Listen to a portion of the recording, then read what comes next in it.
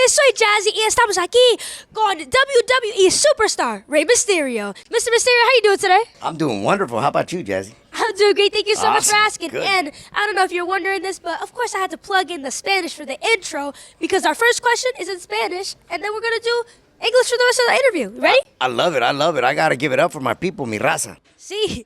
Bueno, tu carrera empezó a los 14 años en México, donde aprendiste el estilo de lucha libre que te ha hecho famoso. ¿Cómo ha influido tu cultura mexicana, no solo con tu marca, sino también en tu carrera en el WWE? La lucha libre la aprendí a través de mi tío, Rey Mysterio, señor, el primer luchador en la familia. Y para mí siempre ha sido una bendición el deporte de la lucha libre, la influencia que ha tenido no solo en México a través de los años, cuando empezó en 1930 hasta hoy en día, pero el poder tener una plataforma como WWE para poder demostrarle al mundo entero lo que es la lucha libre, la cultura de nosotros y lo que significa la máscara, increíble. Se nota que estás muy orgulloso de tu cultura mexicana y gracias por representar todos los latinos que somos fanáticos de la lucha. And yeah, thank you so much for that. And we can all see that you have been able to do that in a great job by your mask and the way that you perform too. Thank you, Jazzy. It's always been a part of my pride to be able to represent lucha libre for all mi raza around the world, and I feel the love. El cariño que me demuestran es increíble. So you had the opportunity to become WWE Tag Team Champions with your son, Dominik Mysterio. That was in 2021, making you guys the first ever father-son Tag Team Champions in history. What role did you play in his development and his success in the WWE? It's amazing how in such a short amount of time, Dominik one night just told me, I want to try and become a wrestler. He was 19 years old, and I was like, wow, okay. I wanted that my whole life, but he never showed any passion until that day. That day, I told him I would be the first to let you know if you'll make it or you won't make it. The first day he stepped in the ring, I was like, wow, there's something special here. So that kind of led me to believe that he had potential. Later, we become first ever father and son tag team champions in the history of the WWE. That to me was filled with pride and honor.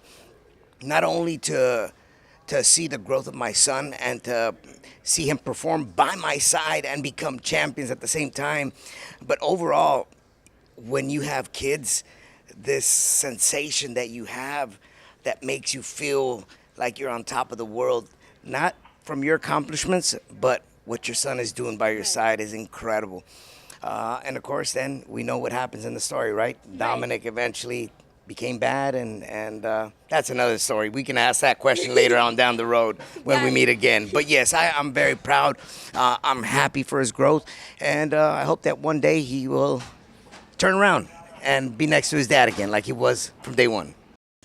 Well, I'm very glad to hear how happy you are of his growth and his success. And not only that, but you did help push his career to a start and did help motivate him while he was developing his career in the beginning. Yes. One of your most hilarious WWE moments was when you were doing pull-ups with the Edge and John Cena in 2002. And I remember you were doing pull-ups on some type of wall furniture. Yes. And, well, it kind of broke and you fell. Dios. Holy moly. Ay, qué putazo se dio este cabrón. I think it did break. So do you recall this iconic moment? And did that segment ever actually air? Because, well, it's all over YouTube. Yeah, I don't think it aired. I think it aired sometime later down the road in like a blooper segment. But I remember clearly, like if it was yesterday, John Cena and Edge were having a conversation in front of the camera. I was in the back, and it was a locker room. It was wood, the hangers, and I was pulling myself up from the wood. And next thing you know, it snapped, and I kind of just crumbled. It was so funny that, like you said, later on down the road, it came out in a blooper section. But it was one of those historical, iconic moments in my career because of the two legends that were speaking behind me, Cena and Edge, and me in the background messing up the shot by breaking the locker. You know what? That was actually a super hilarious moment. Yes, it was. As long as you're not hurt. And I'm glad to hear that you recovered safely. Yes, I did. Well, my brother David, he has a couple questions for you. So you Please, ready? bring them on. Yes. Come on, David. What's up, Mr. What's Rey up? How you Mysterio? doing, man? I'm good. All right. En tu carrera has desafiado las probabilidades a pesar de no siempre ser el más grande o más alto en el ring. ¿Cómo usas tu altura como motivación para demostrar que el tamaño no es la única medida de grandeza en la lucha libre profesional? Mi obstáculo siempre ha sido mi tamaño. Al principio, los promotores que hacían lucha libre no me querían programar en los programas de la lucha libre porque decían que no tenía cuerpo yo de luchador. Y yo usé ese coraje de que yo quería representar, yo quería ser luchador, yo quería ser como mi tío. Y todo eso me llenó de energía para cuando me daban la oportunidad dejar todo en el ring. Cuando me miraban luchar la primera vez decían, wow, no pensé que tan chiquito y fuera tan bueno. Entonces mi habilidad, mi tamaño, lo usé en mi ventaja para poder demostrar que no tienes que tener tamaño para ser un luchador y para ser bueno en el ring. Espero que estén escuchando porque esto es motivación. Y aunque no seas el más grande en el ring, tú eres el que más brilla. Tú, Rey Mysterio, tú eres el que más brilla. Gracias. Con todas esas vueltas que tú haces, tú sabes. Gracias. Respeto máximo. Y yo digo que siempre, aunque yo esté chiquito de tamaño, mi corazón es lo más grande. Así mismo es. So, I read you are a very adventurous eater, including that you ate fried tarantulas on a trip to China. So what are some of your most interesting foods you have ate?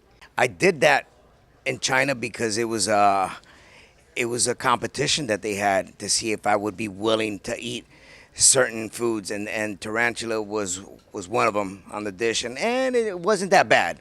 But if you think about it, los mexicanos comemos de todo. We eat everything. Intestines, le dicen tripitas, tacos de cabeza, tacos de seso, all of that stuff. So I think that's probably the food that is not known to be eaten as much, but us Mexicans, because it's part of our culture, we eat it on a constant. Facts. So yeah, and guys, we only live once, so we have to try as many things as possible. And also, I gotta give Mexican food their props. It's so good. Man, Yeah, it's delicious. fire. I went It's to finger Mexico. licking good. Yeah. Bueno, mi gente, ya saben, aquí estamos activos con Rey Mysterio y nos vamos a activar más en SmackDown. Y bueno, Jazzy te. And until next time, jazzing out. Yeah.